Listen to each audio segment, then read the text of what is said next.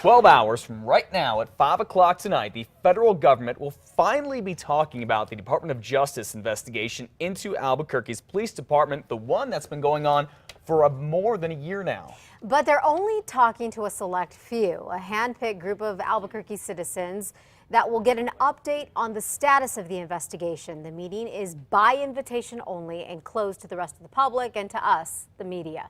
News 13's Samantha McDonald is live in the Newsplex with a preview. Good morning, Sam.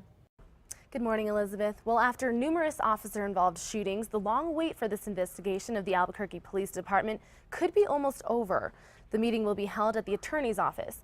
The only people invited are some of those who have provided information to the DOJ before or have expressed interest in being updated about the status of the investigation. The email invitations were sent out in December, and the DOJ has requested that those invited do not forward the invitation to others in order to keep the meeting exclusive. One activist says he doesn't expect to learn much from the meeting. They know that if they tell us much, we're going to broadcast it, because we're not quiet, and it's just not something that we do. We're citizens, and we believe that everybody needs to know what's going on. Again, the meeting begins at 5 p.m. tonight, and security will be tight. Back to you, Elizabeth. Sam, thank you. And if you weren't invited to the meeting, stay with News 13 because we will be talking to some of those invitees after tonight's meeting to find out exactly what the DOJ had to say. Police and prosecutors are set to talk today about the case where a mixed martial arts fighter killed a man who broke into his home last week. That MMA fighter, we are told, is no longer cooperating with police.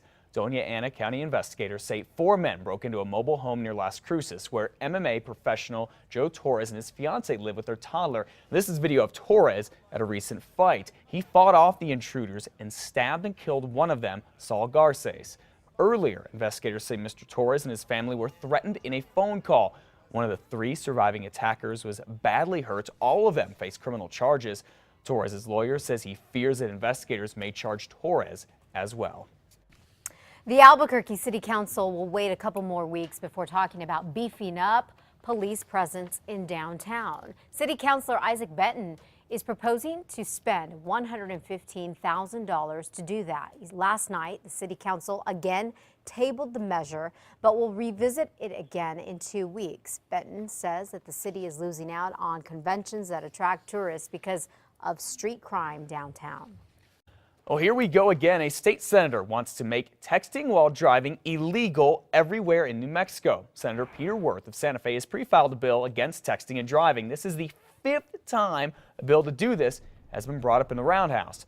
The governor's office says not having a texting while driving ban everywhere prevents the state from getting millions of dollars in federal funding.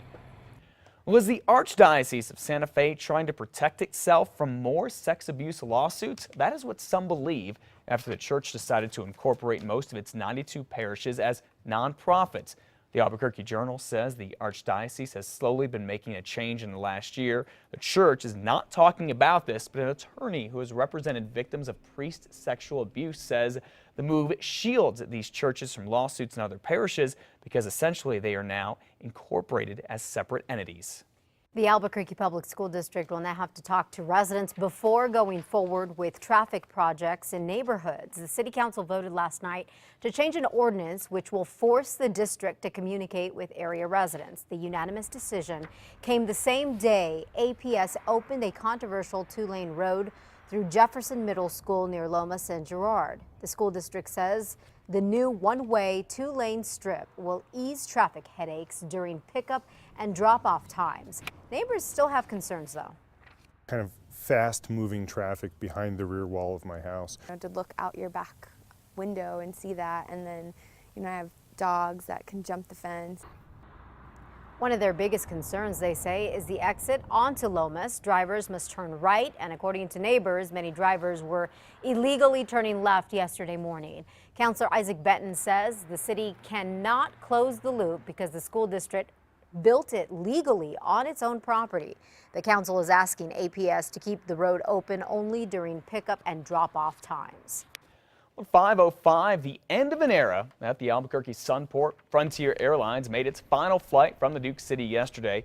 In July, the company said it wasn't making enough money here because enough people weren't flying on Frontier, so it took off for good. Frontier Airlines has been struggling financially for the last couple of years. Change is also happening in Santa Fe. The city now has more than 13,000 new residents as part of a major annexation project. The population now stands at about 82,000 after last Thursday's annexation added 4,100 acres to the city. The annexation started back in 2006 and will probably go about 5 more years. The businesses just joining Santa Fe will now have to pay the city's minimum wage and gross receipts tax. Well, it is not just Santa Fe that is growing. The state budget is too. Coming up in about a half hour, we'll tell you about the state having an extra, get this, $300 million this year. Governor Susana Martinez there wants to use a big chunk of that for public schools. Also coming up in our next half hour, they're turning the tables on the Attorney General. Now, the Valley Meat Company is suing him. The Roswell Horse Slaughterhouse says that the AG is harassing them.